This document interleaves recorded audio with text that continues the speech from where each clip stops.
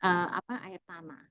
Lalu kemudian yang berikutnya adalah dispersi. Nah, kalau dispersi ini ya ada penurunan konsentrasi. Kalau ini nggak ada. Jadi kalau ini ya sudah dia cuman menyebar begitu saja, tidak ada perubahan konsentrasi dan ini biasanya mengikuti hukum Darcy. Sedangkan kalau dispersi, dia itu penyebarannya terjadi penurunan konsentrasi.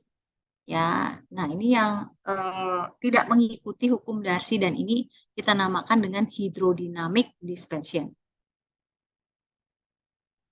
Ya, kemudian ini yang contohnya kalau misalnya kontaminannya ada di sini, nah dia akan ngikuti ini nih, dia akan melewati void dari partikel-partikel tanah gitu misalnya atau di dalam air tanah, ini ya. Dan kemudian ada yang tipenya sebarannya titik, jadi seperti plum tadi. Nah, tapi di sini mereka tidak mengikuti hukum Darcy. Yang mengikuti hukum Darcy itu hanya adveksi saja. Nah, kemudian yang lainnya, selain adveksi dan dispersi, maka akan ada sorption, retardation, dan degradation. Nah, ini semuanya tidak mengikuti hukum Darcy, tapi yang jelas terjadi proses adsorpsi, terjadi proses barrier gitu ya untuk mempertahankan supaya limbahnya tidak menyebar.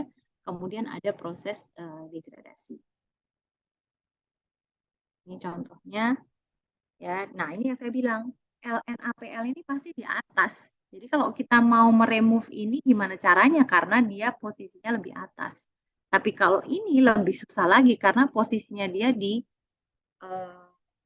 jauh gitu ya di bawah daripada groundwater. Tapi kalau terkontaminasi ya dia pasti bisa saja terkontaminasi. Nah, ini untuk menentukan kontaminan di dalam tanah dan air tanah. Ada fase air, udara, dan padatan. Nah, ini nanti macam-macam ini perhitungannya mungkin minggu depan bisa kita diskusikan lagi ya, karena ini sangat teknis sekali untuk berapa debitnya, berapa ini salah satu contohnya berapa infiltrasinya gitu ya. Dan ini adalah Darcy law.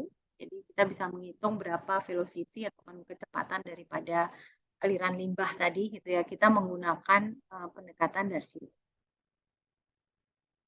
Hukumnya, kemudian feed dan transport daripada kontaminan gitu ya, dengan beberapa proses. Yang pertama tadi sudah ada adveksi, hydrodynamic dispersion, kemudian ditambahkan dengan adsorption effect dan biodegradation.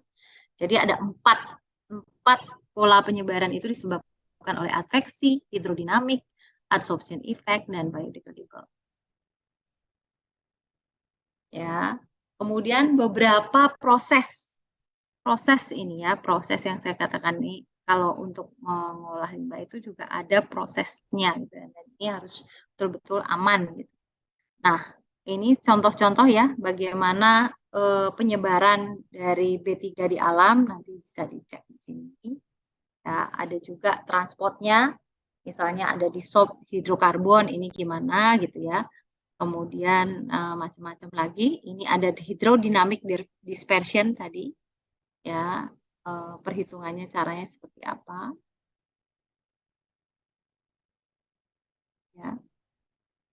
Nah, kemudian yang lainnya adalah biodegradation. Jadi ini prosesnya adalah memanfaatkan mikroorganisme. Nah, ini yang kita senangi sebetulnya kalau di TL. Jadi bagaimana konsentrasinya menurun gitu.